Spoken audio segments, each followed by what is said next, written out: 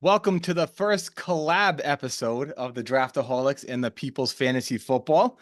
Today we'll be doing the NFL mock draft. We figure this is a draft style for the Draftaholics and it's football for fantasy. So we're going to put this out on both channels, both Instagrams, both YouTubes, both Spotify, whatever you listen to, it'll be up on both. So the way we're doing this today is we're going to play GMs. We each were assigned 10 teams. I think some have 11 teams because there's 3 of us. Doesn't work out perfectly. But we've made trades. We've worked out the whole first round already.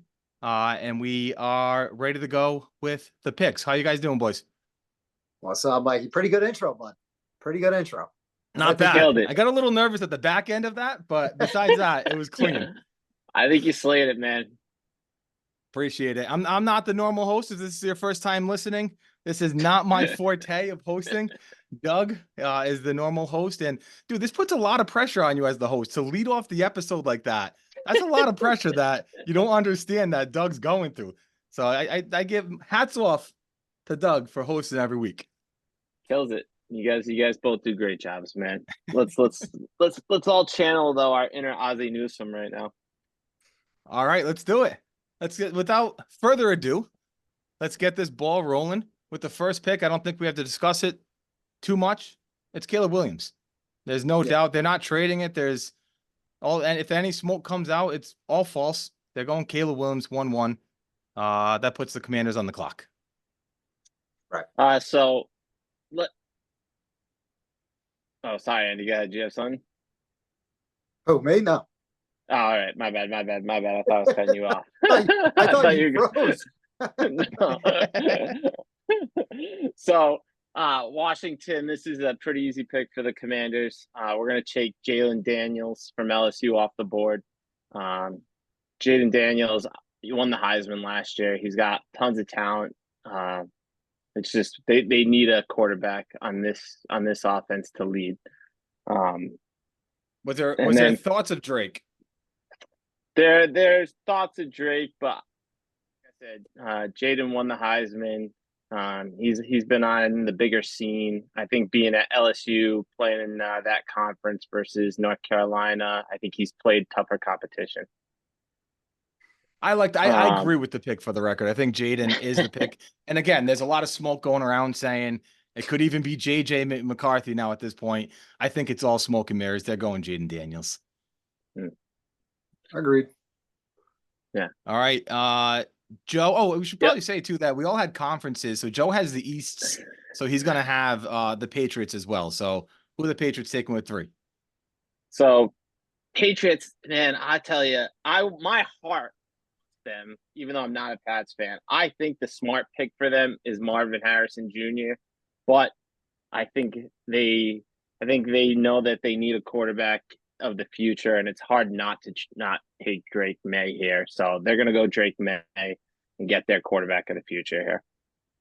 Yeah, if this was a what would I do, Marvin Harrison would be gone right here. But yeah, what the Patriots are actually going to do, probably Drake May, and if they wanted to, they can give him a year to grow too, because no one expects the Patriots to win this year. So let Jacoby be the quarterback for 1 year.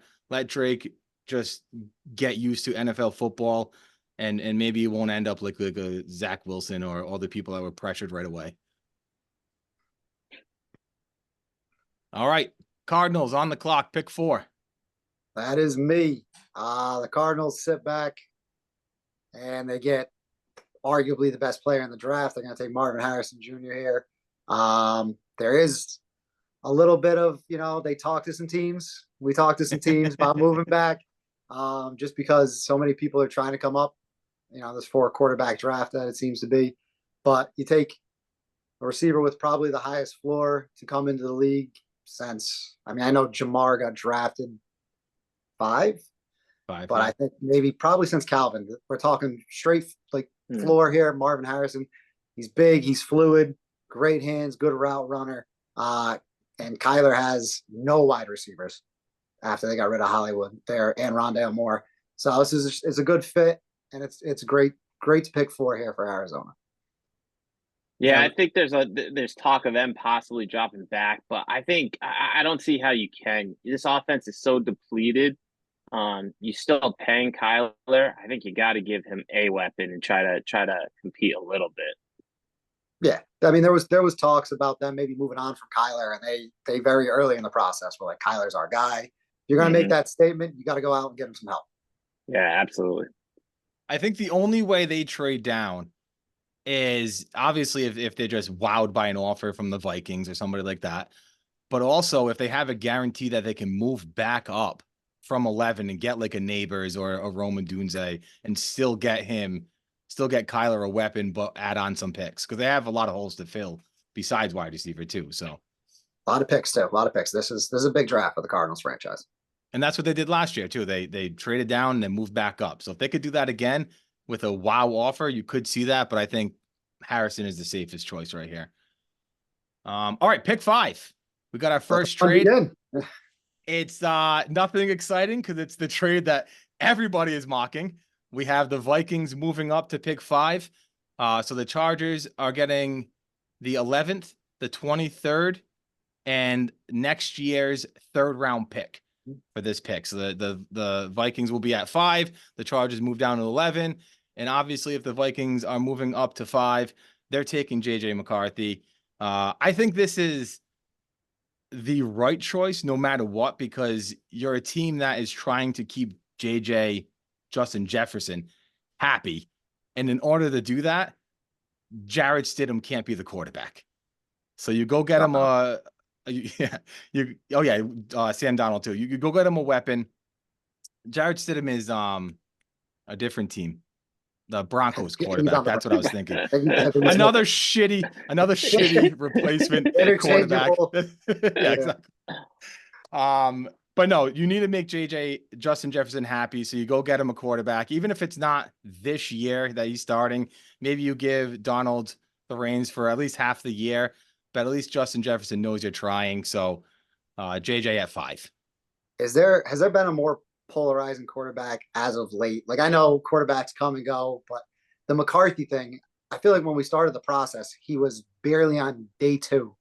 Mm-hmm. Then he's the youngest quarterback in the draft, and he's got the arm cannon. He's a champion. He's a leader. He's all this, and now he's gonna go top 5.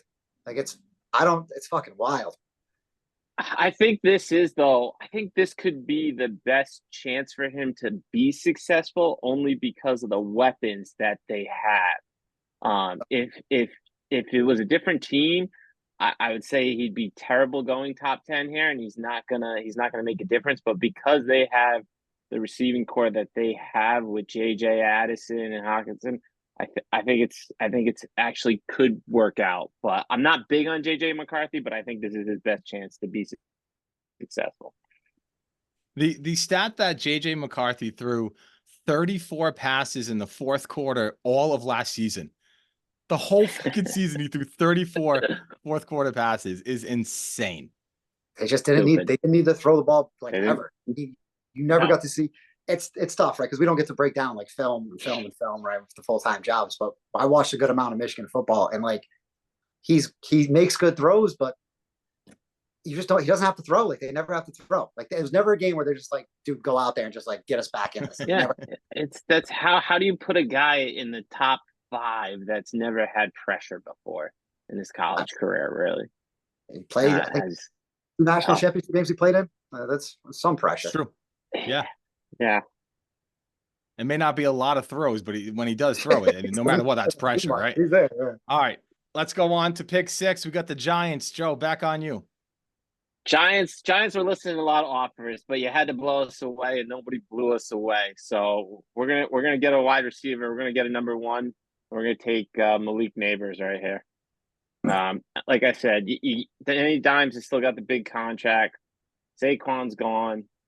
We got to get a weapon for this offense and try to get the ball moving. Hopefully, Darren Waller can stay healthy this year. So hopefully, him and Neighbors can try to get something going on this offense. Yes, that's him and Waller. If Waller's healthy, that could be a nice little duo. If Daniel Jones can't do it this year, then he's done. He's probably done in the NFL. Yeah. Shout out to Malik Neighbors, though. He won me few $100s this year in DraftKings because he was just instant money basically out there at LSU.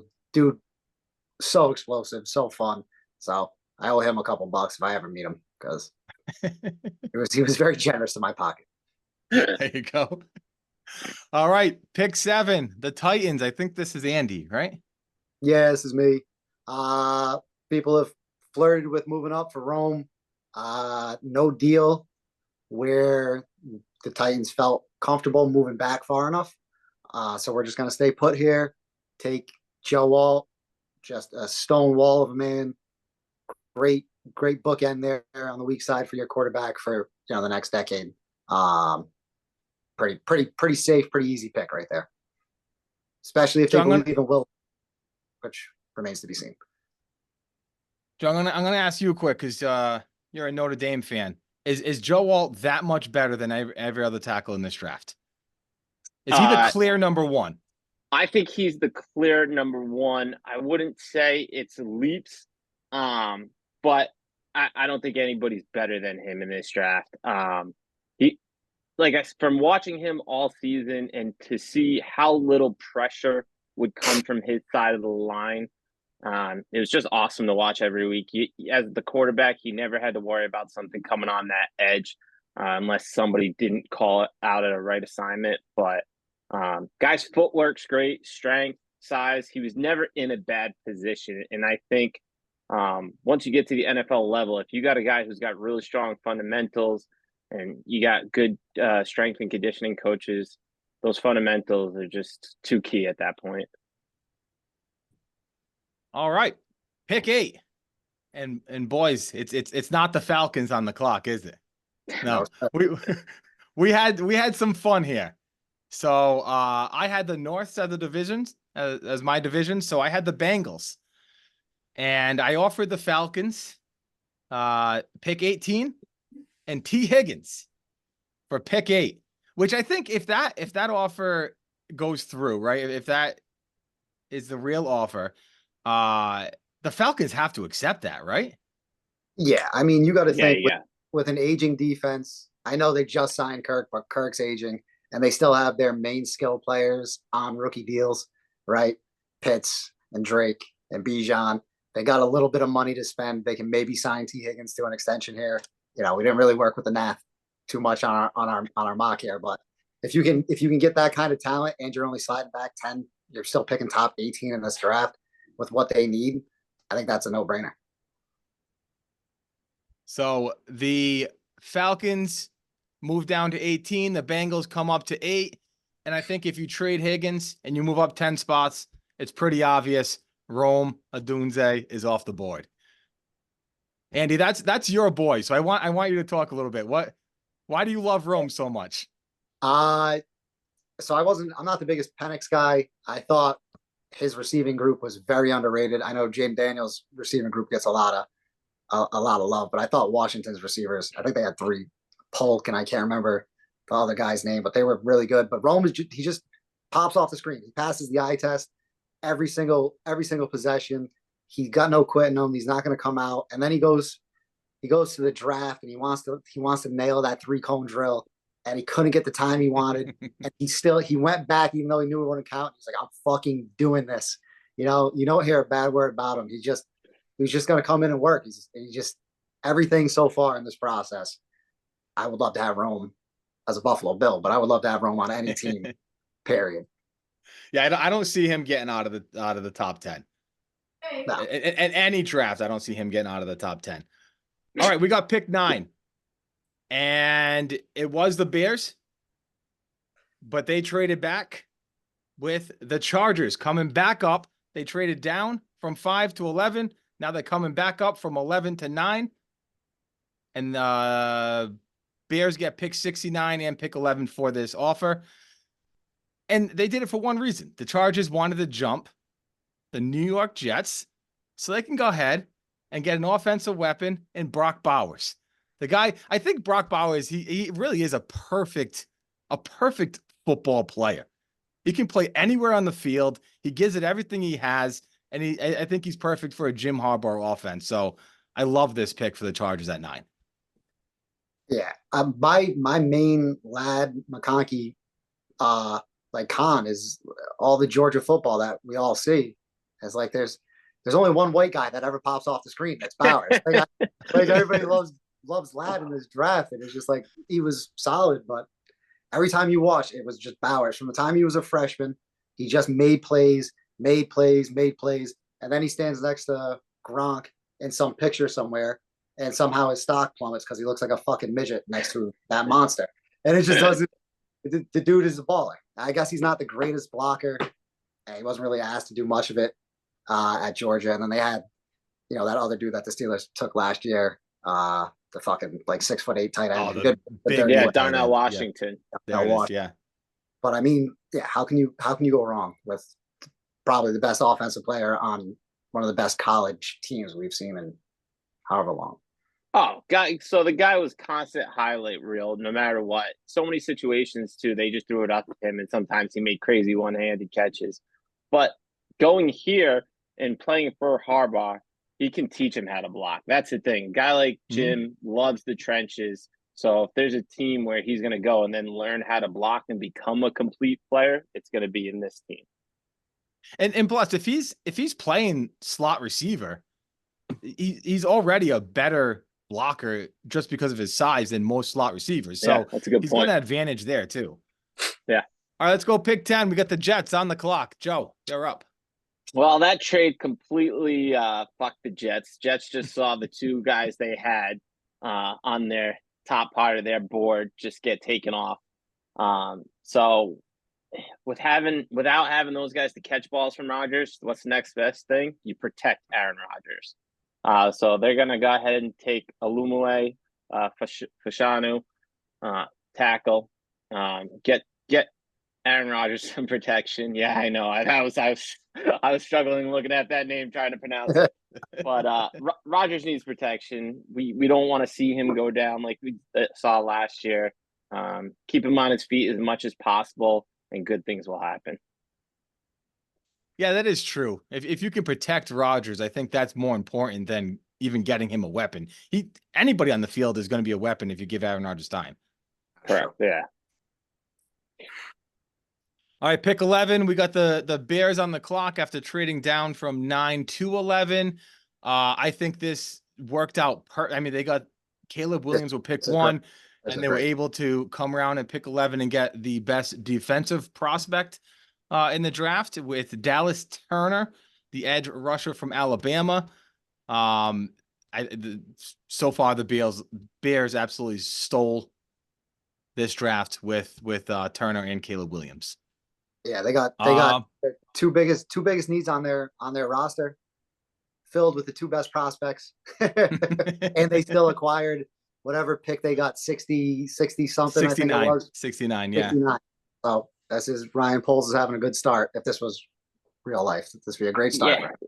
Yeah, it's not that you're not as high as Houston was last year, but you got probably one of the top-rated offensive players and the top-rated defensive player in the same draft. And we all saw what Houston did with some good coaching with those players last year. So it's not a bad board to copycat right now. And hopefully Caleb Williams can do what CJ Stroud did. Yeah. And then everything will be even better.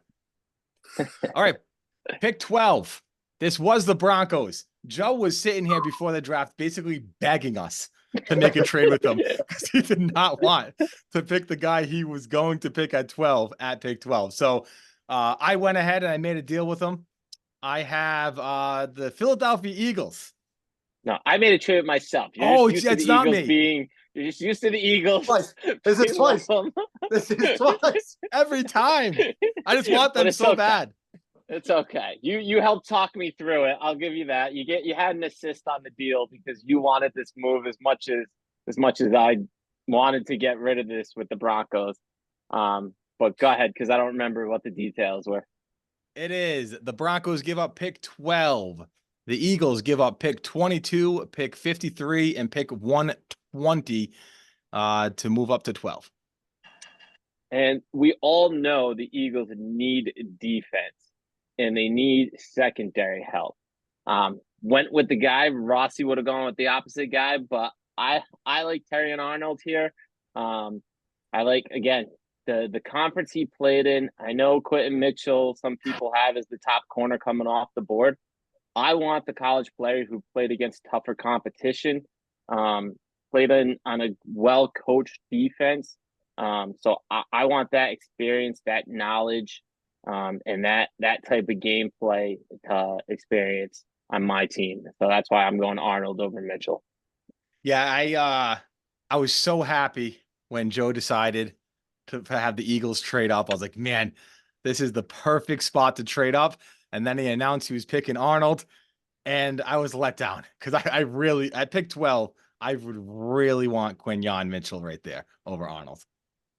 And I But think you were in the we're same on the boat right same there. page. Yeah, we're on the same page. They got to go cornerback, and they got to move up to get one of the two. Correct. Okay, pick 13. The Raiders, they stayed put, and they're gonna go get their guy. I think there's a lot of mock drafts linking Michael Penix to the Raiders, and I don't think that's smoke. I think Penix goes a lot earlier than people think. He's projected, late first round if somebody moves back in, or even into the second round. But I don't think the Raiders mess around. They just go get him right here. Pick 13, Michael Penix off the board.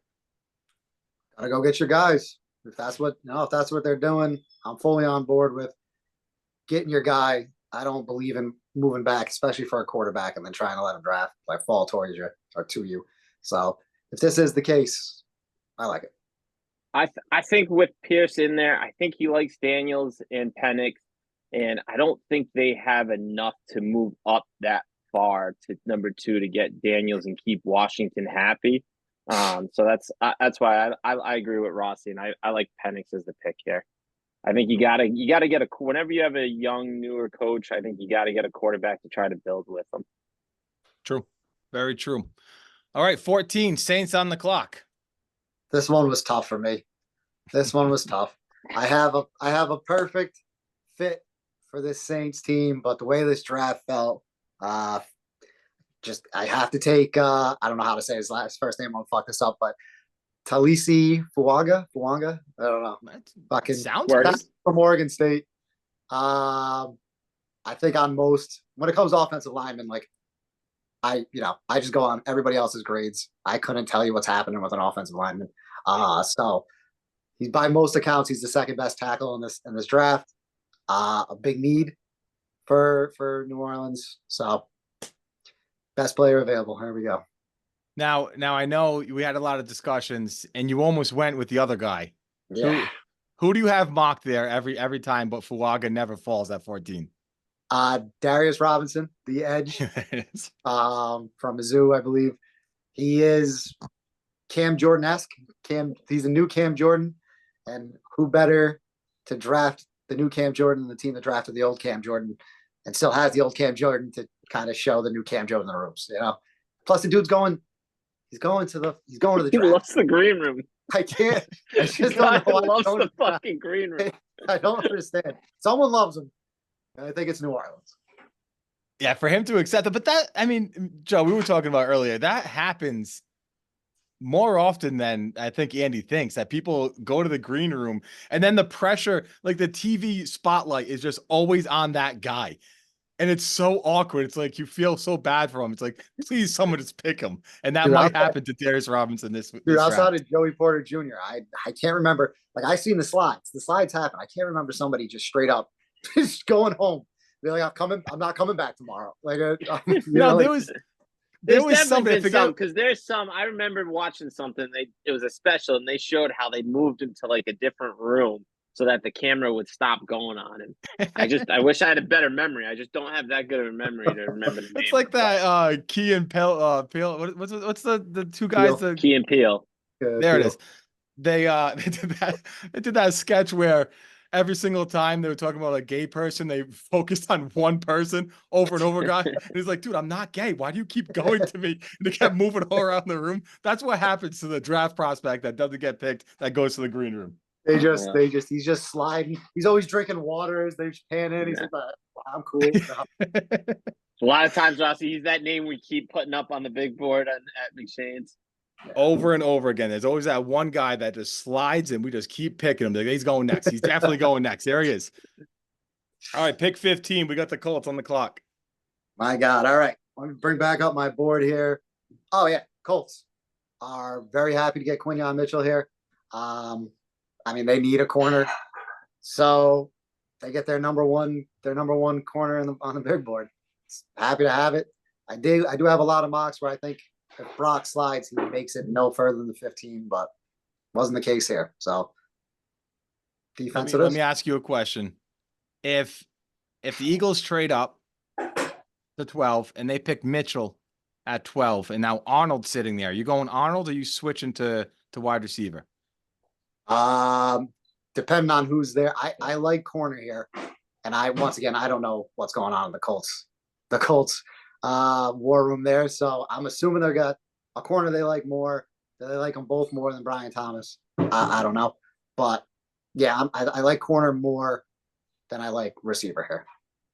Yeah, and the mocks I've done, I've only had either Arnold, Mitchell, or Bowers here. I haven't had receiver here. I flirted with the Brian Thomas thing, but Brock just makes more sense. And I think Josh Downs had a pretty good year last year. So yeah. All right, pick 16. This is where Andy had a big smile on his face because the Seahawks were on the clock. And I think Andy did a little bit of what I did with the Eagles, convinced Joe to trade up with the Bills. So the Bills move up from 28 to 16. And in the process, they give the Seahawks pick 60 and next year's 3rd round pick. So Buffalo, you are on the clock. So obviously everybody saw Diggs is gone. That's too big of a hole not to fill with Josh Allen as your quarterback. You lost to the Chiefs in the playoffs last year. You came back, won the division. This team's too talented, too strong not to have a good offense and not to give Allen weapons. So you go up and you get Brian Thomas out of LSU. Kid's a beast. Got that playmaking ability. Really good route runner and should have good enough hands to get the job done on the NFL level. And then I'll let Andy talk about it because I know he loves the pick. I don't. It depends how far down the wormhole you want to go. Brandon Beane is known for moving up. He doesn't really move back. He moves up. The Diggs trade, the timing was weird, and they acquired a pick, but they had already made room for him to be on the roster. So it just in one of his press conferences, they asked him like when the Diggs trade really started taking shape, and he said it was in the last week, and the week prior to that was all the pro days, right? The LSU and the Washington pro day. So somebody, whether it be Neighbors or Brian Thomas or Rome, whoever it is, somebody made his fucking cock move, and he's gonna try and get up there and get somebody. Personally, I hope it's Rome, but he's not. He's smart. I don't know if they're gonna move up or back. I know they're moving, but I just don't know which direction. But would be very happy with Brian Thomas though. 17 this is just one season. College, come on, get him Josh Allen. Andy, what did you say before we started recording? What's Brian Thomas's range? He has like a very specific range where he might go. Is it 16 to 23? Oh yeah, this is what I'm reading. Like 15 to 23 is the 15 to 23 range where he seems to be going. Yeah, falls right in that range, but not to a team that naturally had the pick. All right, we got the Jaguars, pick 17. Andy, that's you, correct? Oh crap. Yep. Let's see who I took. Oh, I took Graham Barrett. They need interior offensive line help. Here's another. He's been a pretty fast riser. I think JPJ was pretty much a lock for first, center guard off the board for the majority of this process. And Graham Barrett's been rising, and I've seen him going in the top 15 a lot lately. So Jags are happy to sit here, bolster up that line, get ETN a little bit more room to run. Pretty good, solid pick here. Safe, not sexy, but safe. I was just gonna say it's not a sexy pick, but Barton is a great run blocker. I won some money off of Duke games last year, so I watched a decent amount of them. They had Riley Leonard, who was a scrambling quarterback. He did a lot on his feet. He had a pretty good arm. But they tried to run the ball first. So with ETN in that backfield, you needed to shore up this offensive line and get Lawrence more protection. So I think this, like you said, not a sexy pick, but it is by far the right and smart pick for the Jags here. Yeah, I think they could go one of three ways, right? Like D-line is obviously, whether it's interior or edge rusher, is an option. They could go wide receiver here, but with Brian Thomas off the board, I don't think they've reached that far unless they love A.D. Mitchell. But besides that, I think Barton filling up that inside interior line is a great pick. So, Andy, don't get too comfortable because the T. Higgins led Falcons are on the clock at 18.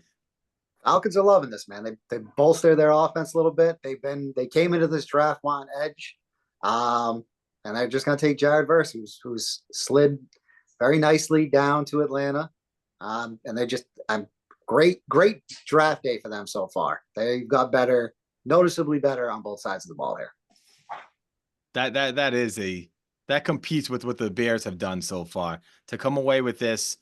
With T. Higgins, you drop 8 spots and 10 spots, and you still get probably the second best edge rusher in this draft in Jared Verse, who can also stand up and play linebacker as well. So I think that's a great pick. Liking it. Andy, I think you're I'm still talking, man. Go ahead, roll. I'm on a streak. Rams pick 19. Rams pick 19. Who has been the best probably player in the league, not named Patrick Mahomes for a decade? Aaron Donald? Is that his name? Yeah, he's gone now. So the Rams are going to do what they think is the passing of the torch. They're going to get Johnny Newton here, who is, by all accounts, an incredible pass rusher from the inside, explosive. I think he's a little undersized, but I mean, who does that sound like, right? So hopefully they get 80% of the production that they got from Aaron Donald with this pick. Johnny Newton going first interior defensive lineman off the board. Yeah, it's the right pick. It's the right fit. If you're Johnny Newton, do you love it? And I can't fucking think of the right word. Do you soak it in and try to run with that moment of trying to fill Aaron Donald's shoes, or are you going to feel that pressure and get stuck? It's one of those ones that could go one way or the other, but it's a good pick. I like it, and I think it's the smart pick. It's definitely a storyline that's going to get if this happened, right? It would get talked about every single time he made a play or didn't make a play. They would compare him to Aaron Donald right off the rip. It doesn't matter if you're a rookie; you're getting compared to Aaron Donald because that's who you're replacing. So he's just got to get some training camp fights, and it'll start off on the right note. All right, pick 20. We got the Steelers. The Steelers before the draft, we talked about them possibly moving back, but the way that this draft went, I'm taking J.C. Latham at pick 20. It was between him and Mims. I think Latham has a little more athleticism, and on the Steelers, a run-first type of team, I think he fits better in that offense. So I'm going J.C. Latham, pick 20. Steelers, Joe, that's your team. How do you like it? So I like the pick. There's a lot of talk of them possibly going Mims because they took Broderick Jones last year from Georgia and reuniting the two tackles. Tackle or corner. I'm going to tell you right now, as long as they pick an offensive tackle or a cornerback, I am happy. Anything else will not make me happy unless Brian Kelly, I did it again. Brian Thomas, if I did it before the show and I did it now. If Brian Thomas somehow dropped here, I'd be okay with that, but I prefer them to get wide receiver in the second round. In my heart, I kind of want Nate Wiggins here because I think secondary has just always been their weakest spot with corner. I like JPJ, obviously, Joey Porter Jr., but I still would rather have them shore up corner, but I'm not mad at a tackle pick. And to see what one of the two quarterbacks that they brought in can do and shore up protection for them. When I mock the Steelers, Latham and Mims are usually gone in my mocks, and I have them going corner, but I think they want a physical corner I more know, than they I want know the you picked. speed guy, right? Like Kool-Aid McKinstry is probably I can't stop mocking him there, but even a even further reach, I like Tampa too. I think he might if a team likes him around this range, I wouldn't be surprised to see him go in the first round over some of these other corners like Wiggins and Kool-Aid and stuff like that. So I don't. What I'll say is, yes, they normally have a physical corner like the Ike Taylors and stuff, and I think Joey Porter is a pretty good press corner. But that's why I think they need a guy like Nate Wiggins to offset that and to go with speedier wide receivers. I think if you have two guys that are similar style, then it doesn't work, or at least what they have done in the past. They've never had a speed corner to put on the fastest wide receiver on the other team or keep up with it. Joey Porter's quick, but I still think there's a lot of wide receivers that have a better step on him. No Cooper here. That hasn't crossed your mind. Are we out on Cooper? So I wouldn't hate Cooper because they've never put another strong safety with Minka. They did sign the kid from Detroit. I can't remember what his name is right now. Fucking terrible that I can't remember my own team's players. But I wouldn't hate Cooper because he could move around and you never know what he could turn into. He could turn into a Paul Mall type of guy who could play all around the field. He's versatile. Like when I think of the Steelers, I just feel like if you give him like they're like Baltimore. If you give him a versatile piece like that and like let him play slot, let him sit in the box a little bit, let him ball hawk. I just feel like I don't know, it'd be a great fit for him personally. Yeah. Yeah, I don't disagree. Since those Pulomalo teams, they haven't had a coordinator who's really let anybody on the defense do something like that. When they drafted Edmonds a couple of years ago from Virginia Tech, he was supposed to be that guy, and it never worked out. And then they've kind of shied away from trying to do that again. So I don't know if they'd go back down that route. If they would, I'd be up for trying it with a guy like Cooper. All right. Well, none of this means anything because they went Latham. So it's over, guys. The pick's done. I know you wanted Wiggins, but you're not getting him. So let's move this along. Pick 21, Dolphins. You're on the clock. Dolphins need to shore up line for Tua. Same type of thing. Keep him on his feet. Let him get his accurate throws out there to Tyreek and Waddle. So they're going Amarius Mims with him on the board. Big physical tackle, 6'5". I think he's around 330, just under 330. I'm a 6'7". So, 6'7". Excuse me. I'm sorry. But you get the point. He's a big physical tackle. Work on the footwork a little bit, and you're going to be a solid NFL left tackle. Now, can Tua see over him? Is that a problem here? You can't run the quick slants to that side. All right, so the Broncos got a deal done to move back from 12. They're now on the clock at 22. Where are they going, Joe? So Broncos moved back because they felt like this guy would be available at this point in the draft. They're going to get their quarterback, hopefully of the future, in Bo Nix. Bo Nix has gotten his NFL comparison. Some people have said is Drew Brees, who was Sean Payton's go-to quarterback during his coaching career. Drew Brees. So hopefully he's going to try to establish and work some of that magic he did in New Orleans with Drew with Bo Nix here. Yeah, that's some comp to have, right?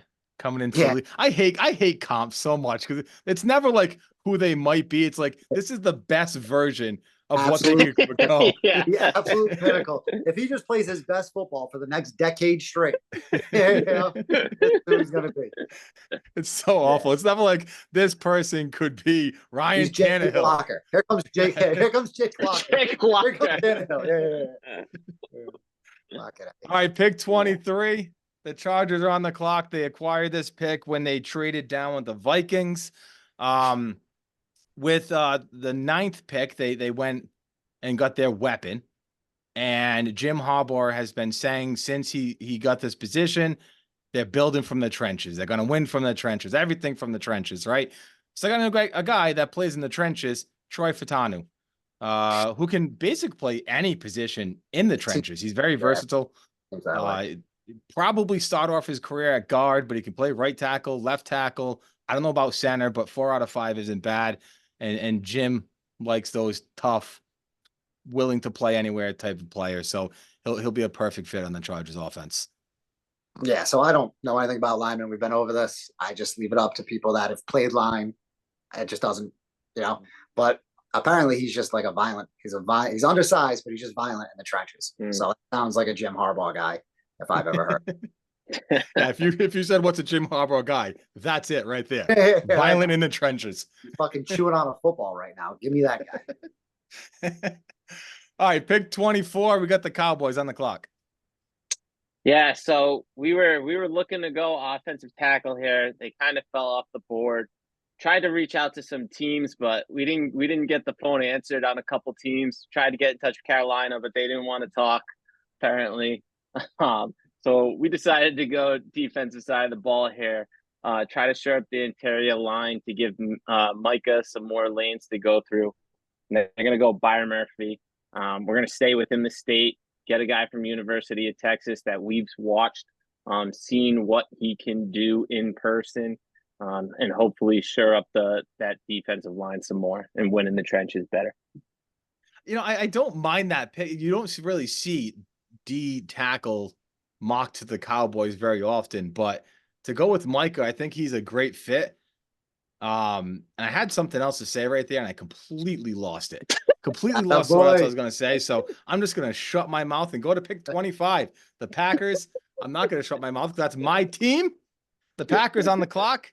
They're going with a need, another versatile player that can play corner or safety, Cooper DeJean. And I think we all, when I made that pick, said I can't stop mocking Cooper DeJean to the Packers. It's just a perfect fit for what they need, where they are. He was originally supposed to go like top 10. He's falling a little bit in this draft, but I don't think he falls past this. Yeah, I think this is his absolute floor, right? Like there's still some teams, some defensive teams, some defense coordinator is going to have some scheme for him, and he's just going to be beautiful, fit in, right? You got like McDuffie and Taron Johnson who are getting these huge contracts to play slot corner, and he projects to be a slot corner, but he can do so much more. And I love the fit, but I don't know if this is the absolute latest he goes. And I can see somebody like Seattle staying where they are. And I know they don't need really too much help, but it's like a Mike McDaniel guy to me. And I don't know. I like this a lot. No, like Mike said, as soon as he made the pick, you and I both said we can't stop mocking him in this spot. I agree, because of his versatility. He's probably very attractive to a lot of teams. So it just depends if one of those teams wants to go there versus a top need, kind of, that I think some of we're having these teams go to some of their top needs a little bit more. But I wouldn't, like you said, I wouldn't be shocked if he goes, anywhere from 5 to 7 picks earlier than this, just because somebody thinks that they can scheme him right in their defense. I literally, while I was just ranting, I just talked myself into Seattle and all of my mocks staying exactly where they are. And they're going to take him. And every mock I have for the next so there we go. Glad I got when he gets picked, how many can't wait to see your final mock on Thursday morning. when Cooper DeJean gets picked, how many typical white athletic comments are going to be made by ESPN and he has sneaky speed. All the fundamentals, very smart, very high IQ. Yeah. All the typicals are going to be coming out of the commentators. All right, we got pick 26. The Bucs are on the clock. That is me. Bucs need offensive line help.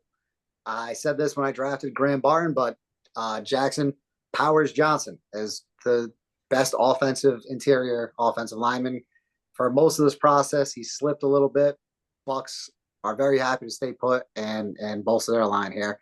They gave Baker a nice little contract, time to protect him. They still got Evans and Godwin. They don't really need to work on their Rashad White. They don't need the skill players so much. It's time to bolster the line. Yeah, I think I like that pick. And another, I usually have him, or if Barton falls, going to the Bucs right here. So I picked 27. The Cardinals stay put, even though the Panthers they're back from their lunch break when the Cowboys couldn't get in touch with them, and they're calling everybody trying to get in this back in this first round. Can't make it happen here. And the Cardinals select. The Panthers were busy. All right, leave the Panthers alone. They're working their big boy hard. Cardinals are they're just gonna keep attacking need. They're gonna take Nate Wiggins here. Pretty good draft for them so far. I think they get a very, very athletic corner here. I think he ran like a 4.33 or something like that. Yeah. Like lightning quick, gets to play in that dome, half dome, whatever it is. And they just get to bolster, both sides of the ball here. So they're just staying where they're at. They keep getting good players. Like the fit. Well, what better way than to get guys who are going to square off at practice for the next 5 to 7 years with each other and just try to outdo one another. Like, this is great guys to get in the trenches at practice and work that, whatever drills they do, the 5-on-7 or whatever they call it, but just to see who can go up and get those jump balls. 7-on-7. I don't know why I said 5-on-7. I'm mad at it tonight. But Joe's never actually played football, so he doesn't know the names of drills. He just watches the real games. We're way past my bedtime already too. I'm not gonna lie. but I think it's a very smart play and great pick by the Cardinals. Oh. All right, we're going pick 28. Which would have been the Seahawks because they traded down from 16 with the Bills, but they're not done trading. They wanted to trade one more time. So the Panthers move up. The Panthers from 33, they give the Seahawks 33 and pick 101. So the Panthers, you're on the clock. Panthers, told you, they were crushing their big board, boys. I don't know if there's a pick that makes more sense than this one. You got to get your young quarterback some help. I know they signed, I can't remember who it was, but who did the Panthers sign? Wide receiver.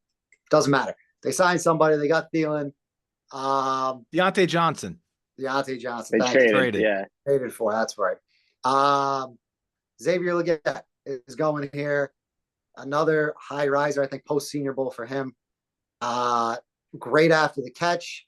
He's fast. He's strong. I know he's a little bit old for a wide receiver product, but I just want to shout out to Cover One here. They do a lot of good work for the Bills, and they were in early on Xavier Legette. And I mean, just watching their film breakdown of this guy, if the Bills could get him at 28, I'd be happy if they could push back a little bit and get him. But I think Carolina's really, really on this. They want their guy. They're gonna spend a little bit of money to move up and get him. Now, let me ask you a question. With AD Mitchell still on the clock right here, right? Obviously, I think most rankings have Mitchell ranked higher than Legette. Who are you worried with 4 picks for them to move up and grab him before somebody else? Who scared you? There's this team that has this fucking quarterback who turns measly little people into superheroes, and his number one target's getting very old. They picked 32 for a reason, because he's that good, and I don't want them to get Xavier Legette. He would just be a monster. Fantasy-wise, would love that. But if I'm Carolina, I'm jumping ahead, and I'm just getting them before anybody else can. And, Baltimore could use a little bit of help, too. I don't know if they'd be in the Legette, running or whatever. They might be looking for a little bit more size, a Coleman or something like that. But, why take a chance? Just move up, spend that little bit of equity you have, draft equity and draft capital, I should say, and go get your guy. Yeah, go get your guy. I like it. All right, pick 29. We got the Lions on the clock. They have Aiden Hutchinson. I think they still need to bolster that edge rusher because he was the only one on that line that could get to the quarterback last year. And there's a guy that dropped pretty far down right now. If you're watching this and you're aggravated because you haven't heard the name Latu picked yet, pick 29. He's off the board. I think he's one of the most interesting prospects in this draft. He could go anywhere from 10, 11, 12 in that range to even into the second round. It all depends on this injury. he had, what is it, neck injury? What did he actually have done? Got fused Fused. vertebrae, I think, in his neck. Yeah.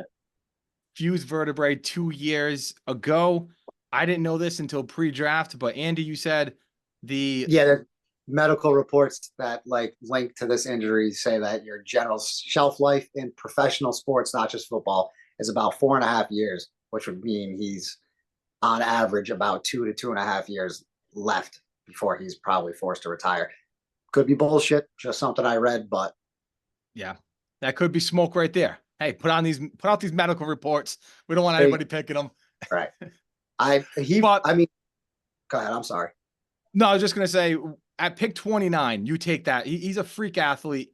There's no doubt about that he has top 10 potential when it comes to athleticism. So at pick 29, you take that chance, even if it 2.5 years. That's 2.5 years of production. But the upside of what that could be, it's worth it right here. Right. Yeah. Go ahead, Joe. I'm sorry. I jumped in again. No, it's fine. I just think if you're the Lions here, I think you have to get somebody with Aiden Hutchinson and pair them up. This is where I could see either one of the two Robinsons going too, if it's not the two. I like one of the Robinsons here a little bit better. I actually like Andy's guy and Darius Robinson here because I think he's that Campbell type of guy because he's big, physical, and just going to get dirty every play for him. But I no matter what, D-line is the play here. Yeah, I think we all can agree there. Although I could see corner too, depending on what they value as their biggest need. But defense, I think we all in agreement is in the first round. Yeah, Kool-Aid maybe, but I like the quarterback pressure guy. I don't think they do this because they already have Jameson Williams. But how fun would Xavier Worthy be on that offense? Very, very fun. I agree with that. All right, just gotta throw that out there. All right, pick 30. The Ravens are on the clock. I don't think in any mock that I had this guy lasting till pick 30. It's AD Mitchell is the pick. I have the Ravens going wide receiver a lot. I think they like Keon Coleman and that they need that big target. But Mitchell is a big target. He's 6'2". He may be kind of skinnier than and not as physical as Coleman, but he's going to go up. He's going to get you balls. And for him to drop to 30 to them, I don't think they saw it coming. And it's just like you're on the clock and you're making your pick. You couldn't be up there quicker to get Mitchell off the board. Yeah, when Andy traded up with Carolina, I thought that's what he was going in that pick. I like him. I have him going to when Buffalo's staying put. I have him going to Buffalo. I know Andy's voiced how he's not a big Donna guy, but I don't know. I like his size and everything that he brings. I've seen him make some good plays at Texas. I watched a decent amount of their games, so he impresses me. I think he'll be a good fit for Baltimore, and I don't want to see him available for them. If I was a Steelers fan, I wouldn't like that either. When I watched the Texas games, I don't know. I just wasn't. Worthy pop, but you could just kind of tell because of the speed, right? He did a corner. Yeah. Like all this, not like the rest of these dudes. But yeah, Mitchell never popped, and I think Mitchell was at Georgia too before he went to Texas, right? And I don't remember him there either. It's just like you can look great in the combine, you look great in shorts. I think he was productive. I just I'm higher on some other guys. All right, let's go pick 31. The 49ers are on the clock. Oh, 49ers. I had the 49ers. I'm sorry. That was one of mine. Well, because we split up the West because Doug was supposed to have the West. Shout out to Doug who couldn't be here tonight. So sorry about that. Yeah, so we had some guys reach out to us to get back into the first round. But Purdy's our future. We have weapons for him. We need to keep him protected. So we're going Tyler Guyton here, physical tackle, protect the money, protect your quarterback, and let's try to keep him healthy and be the team that we are. Yeah, they needed a tackle. They need some offensive line. They're getting old, and you need to protect Brock Purdy. He's your future. He's going to get paid soon, so you might as well get somebody under a rookie contract at another high-paying position. Quick yes or no for both of you. is Brandon Ayuk a San Francisco 49er to start the season? No. Yes, I think so. All right, there we go. And be the tiebreaker. Oh, I say yes. I don't think he's going anywhere. I No. don't think they're dumb enough to close this window that quick. True. That is true. But maybe. I don't know. Depends. It's a great draft for receiver. So maybe. I don't know. All right, pick 32. Chiefs. Chiefs are going to take.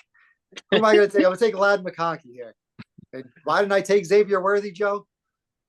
I don't fucking know. I don't know who they're going to take. All right. I have no idea which receiver I like more here for Kansas City. I just don't. I feel like Ladd's a little bit more well-rounded, and I feel like they just need to get some actual targets out there. Especially with the Rashee Rice situation. I don't think he's going to miss any time, but it is possible. So I think they go with the more well-rounded, brings a little bit, more tools in the tool belt than Worthy. I think we all kind of want to see Worthy go there just because of what Tyreek used to be there. Either one of them, Pearsall, Coleman. I think they go receiver here. I don't know which one they do, but I'm going McConkey for these purposes. Boy, was I not expecting you to come at me like that just because I brought that up earlier. And what timing. I almost spit all over my phone and computer. But I don't want to see the Xavier Worthy. I just think that would be a fun guy for that offense because I think he's got comparisons and explosive speed like Tyreek, where if his route running can tune up a little bit, man, that guy could be dangerous in the slot. Yeah. Another comparison, he's Tyreek Hill, like the best of the best for fast receivers. I mean, granted, if he goes to the Chiefs, they have that connection too. But again, as soon as he steps on the field, he does anything. If he's with the Chiefs, you're getting compared to Tyreek Hill. So that wraps up the first round. Some big names left off. We got Chop Robinson, we got Darius Robinson, we got Kool-Aid McKinstry. Who shocks you guys the most? My personal favorite, Keon Coleman. I want to go on record as being a huge Keon Coleman fan. I've been this way for, I don't know, all season. I've really liked what he's done. So Keon Coleman, I think, is getting a lot of hate because of his 4'6", 140, but he's a baller. Whoever steals him in what feels like the second round at this point, good for them.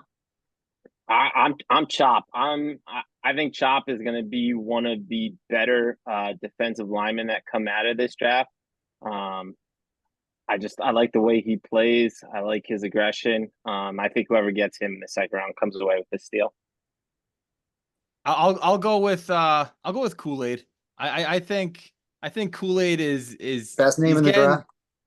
Best name in the draft for sure. He's getting dropped. I mean, he played with Arnold, so he's the second best corner on Alabama, but he's still a physical, great press corner who I think a lot of defensive coordinators would want a guy like that on their team, and he might get drafted a little earlier than people expect. Again, if Latham wasn't there, he'd be gone at pick 20 for the Steelers for me. So for him not to get drafted in the first round is unlike my mock drafts.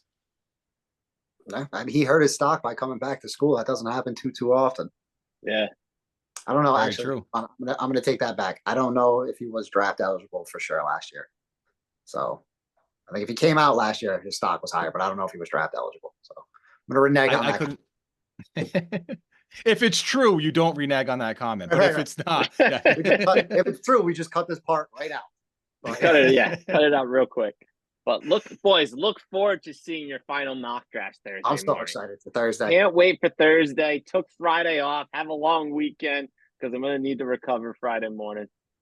Yeah, if you made it to the end of this video, go follow us on Instagram. We'll have the mocks there. Subscribe to us on YouTube. Do all that junk that everyone tells you to do that does podcasts. But guys, it's the perfect time to end it. One headphone just died. The other one's low battery. So before that happens completely, for Joe, for Andy, I'm Mike. Peace.